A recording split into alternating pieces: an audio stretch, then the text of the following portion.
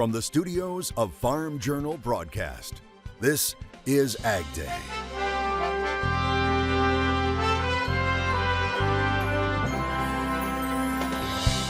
Ag equipment comes in all shapes, sizes, colors, and makers. They were ahead of their time, really.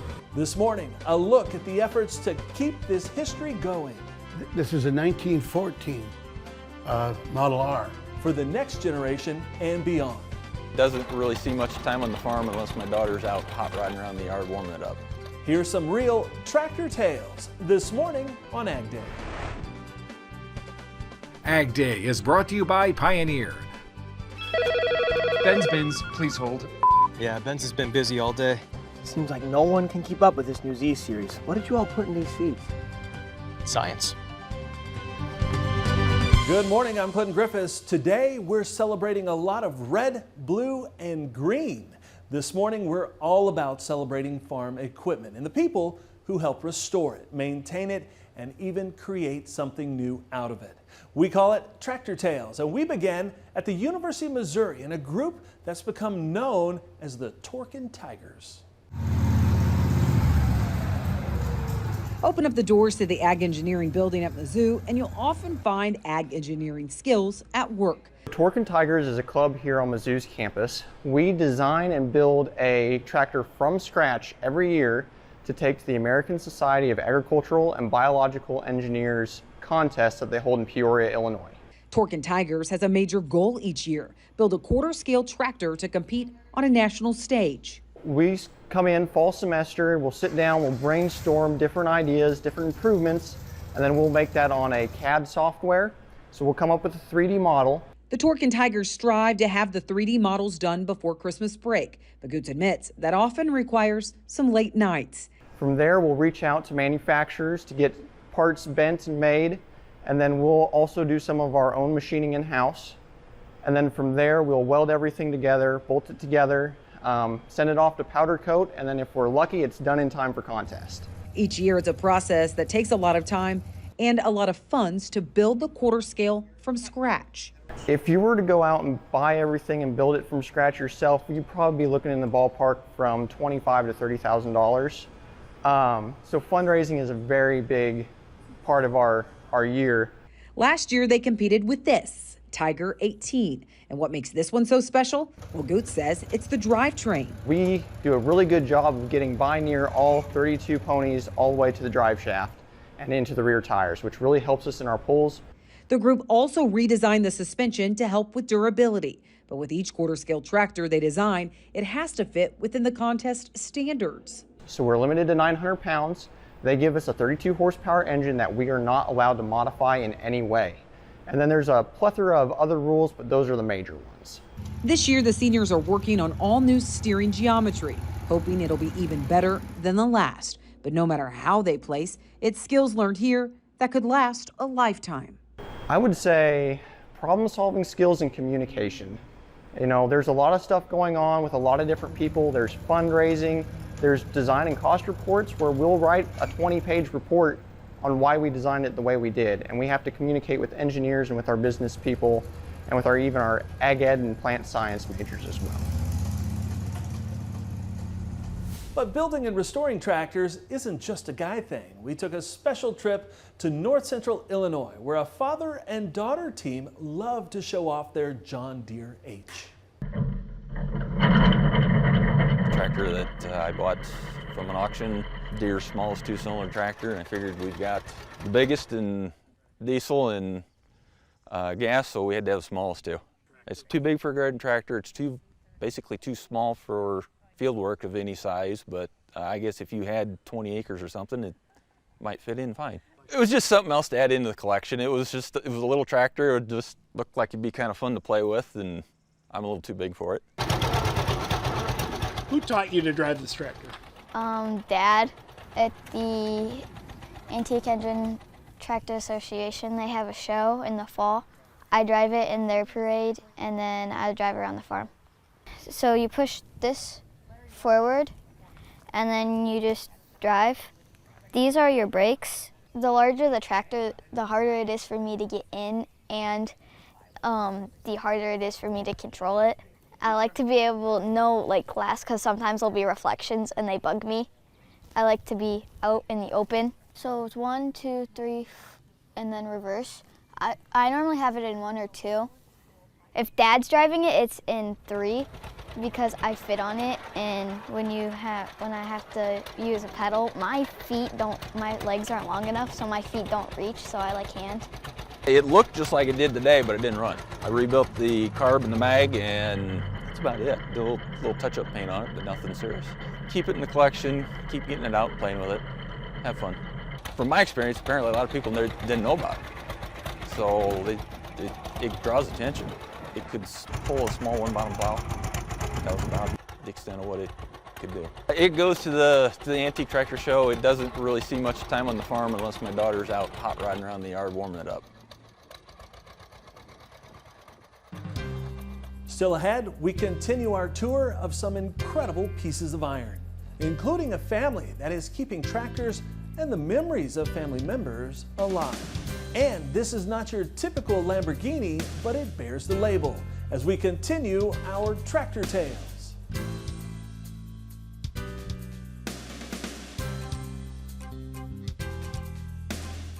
Introducing Unscripted with Tyne Morgan and Clinton Griffiths. Real, raw, and entertaining. A new episode is available every Friday on Farm Journal's YouTube channel or wherever you get your podcasts.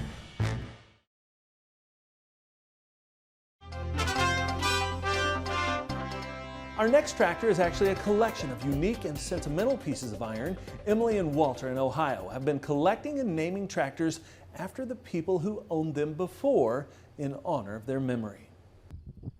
We have 40 plus tractors in total. These are the ones we've named, and they come from people that we knew or had connections with when we were younger. So this is the ones that are most special to us. We have some that drove when I was 13, have some she drove when she was 6. We have some that come from relatives. So they're just all over the map of where they are. They're different colors. I have Cub Cadets that come from my brother's estate in '97 when he passed away. It's a lovely way to honor somebody. When we go someplace and somebody asks us a question about the tractor, it just brings all those memories back. You know, just like the person is right there with us. My favorite is probably the D.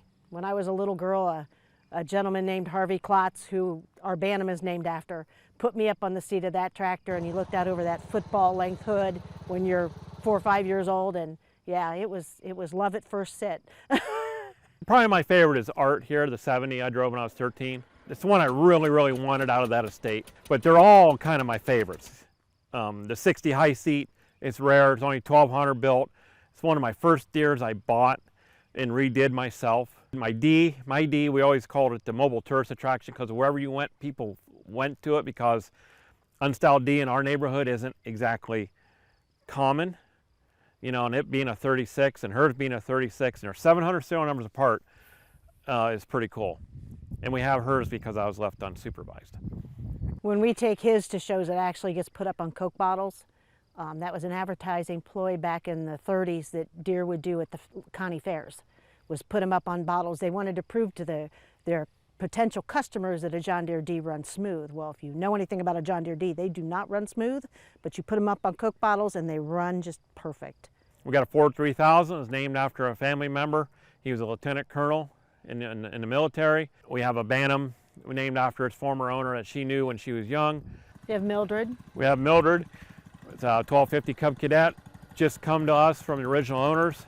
She's poor health, haven't had to sold her house. We got that. That is Mom's best friend. My mom's best friend for 70 plus years. My mom passed away in February. Mildred's not in good shape in nursing home, so we had to have that one. I have 2 Cub Cadets, a 1200, and it has barely 600 hours on it. My brother bought new as a leftover from a Pennsylvania dealership. He died in '97. I have his 70 Cub Cadet also. We love taking out to shows because to a 4-year-old, that is a big tractor. You know, I honestly don't think some of the people know what we have.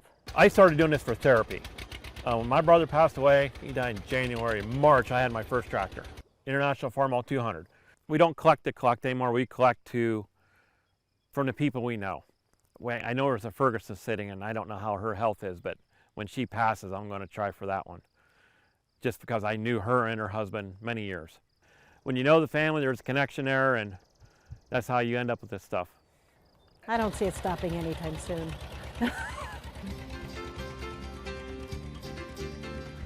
Coming up, a building full of tractor treasures, some more than a century old. Machinery Pete joins us with a tour next.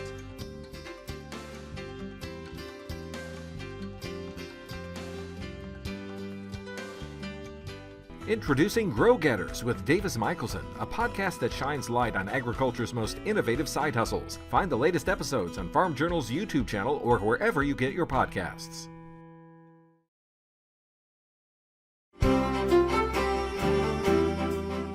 You can't talk about farm equipment without Machinery Pete. He takes us to Wisconsin for an incredible collection of John Deere tractors and many other cool things. Hey folks, Machinery Pete here on the road in Monroe, Wisconsin. I tell you what, this is a special treat. We are at the family collection at Carousel Farms, and I'm here with Randy Bader. And Randy, first of all, thank you for giving us the opportunity to get up close to your amazing collection of John Deere and other types of equipment. It is kind of mind-blowing to stand here and look at your collection. And of course, we're standing by a piece of John Deere history. Can you tell us about this Waterloo boy? This is a 1914 Model R. Okay. And they're fairly rare. There wasn't a lot of R's built. I guess it would be easy to find out, but it's a matter of how many are left. But this is a Kenny Cass tractor out of Dunkerton, Iowa. And we were introduced to this tractor down at the new pavilion the first year that they had it. As we look around your collection here, Randy, and by the way, folks, if you want more in-depth, we have a whole walkthrough Machinery Pete YouTube video with Randy and his brothers talking about the collection. But the Waterloo boy is a centerpiece, but just amazing history all around here, Randy. Can you tell us a little bit how it all got started for you guys? Oh, probably started when we were boys. Okay. Probably riding with our grandfather Bader on his John Deere tractors. Your late father, Ron, legend in the agricultural industry with the agency side, helped make American agriculture what it was. Must have been a lot of fun with Dad over the years. Oh, it was tremendous. We had the most wonderful time with our father. And he loved machinery too. He had a passion for all agriculture. And he was good at anything he did. And when he decided and asked us guys if we wanted to start collecting two-cylinder John Deere tractors, of course we were delighted.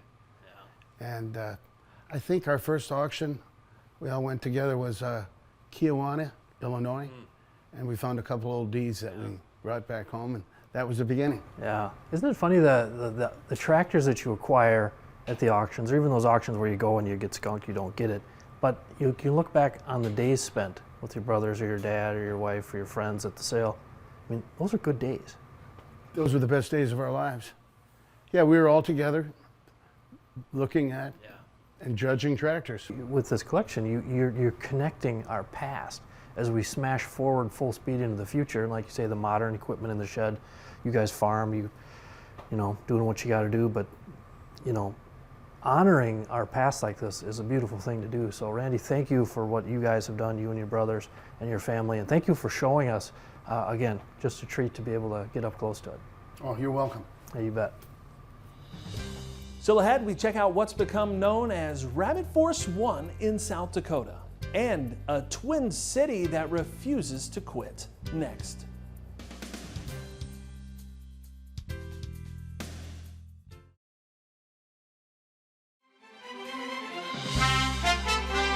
Each year, the International Quarter Scale Tractor Student Design Competition draws college students from across the country, as you saw earlier with the Torkin Tigers of Mizzou, but it's also a big deal in South Dakota State, where students have seen big success with something they call Rabbit Force One.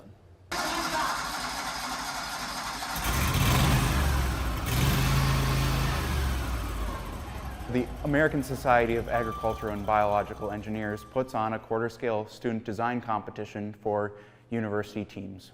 We have won the championship in 2023, 2022, and 2018. Well, we start off in the fall semester with ideas. From there, we start ordering parts and designing the tractor. And moving into the spring semester, we start building the tractor. We write reports on it during the spring semester, and then in the first week in June, we travel down to Peoria, Illinois to compete in a competition with the other teams.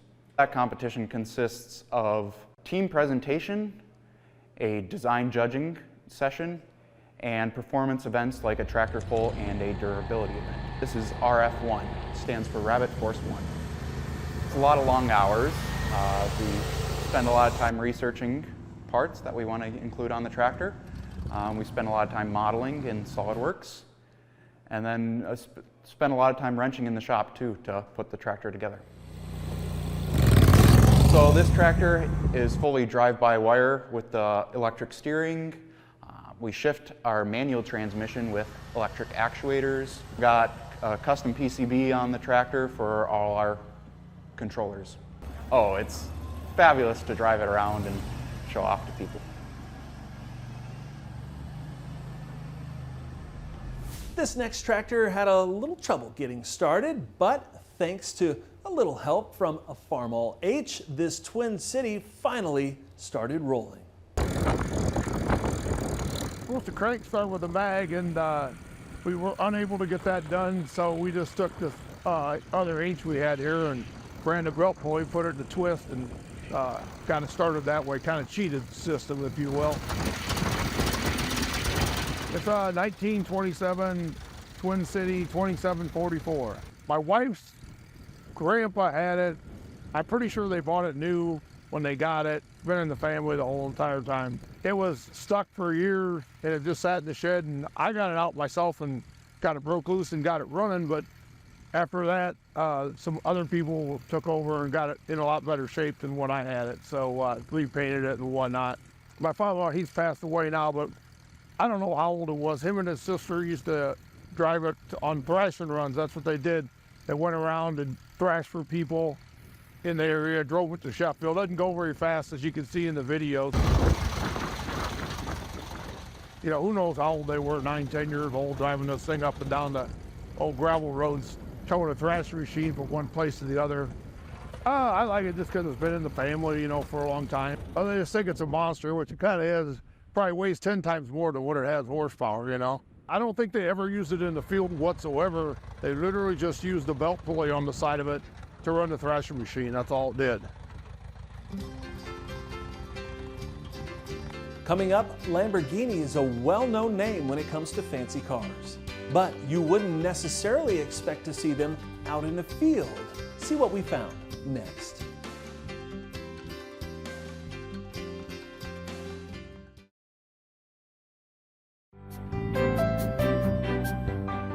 Most people don't think of a Lamborghini as a tractor out in farm country. Well, Larry Wiggins shows us a different side of this Italian-made tractor. We bought 3 of these that we farmed with. They're very economical. They're an air-cooled engine, and they was made by Ferdinand Ferrari. I was looking for a farm tractor, and the John Deere was going to cost about twice what these Lamborghinis cost, so we bought a Lamborghini tractor. They have the front wheel assist, and they were ahead of their time, really. So that's why we bought a Lamborghini tractor, and then we got one, and then we bought another one and another one, and we farmed with them. And they're very economical on fuel. These are work tractors, and now we've got them in our museum buildings, all but 3 of them, and one of them we're restoring right now. And we used them to work, and we pulled a silage chopper with them. We pulled a blower, and we pulled a disc and plowed with them, and we did everything with them. They were probably our favorite tractor to farm with. We have large tractor clubs come from all over the country, and they have never seen one. And they all are very interested in them, and they want to hear them run and see us drive them and everything, but they haven't ever seen one. And they know about the Lamborghini cars, but they don't know about the tractors. our thanks to Mike Byers and Matt Mormon, the photojournalists who shot those stories. And that's all the time we have this morning. We're sure glad you tuned in. From all of us here at Ag Day, I'm Clinton Griffiths. Have a great day out in the farm country.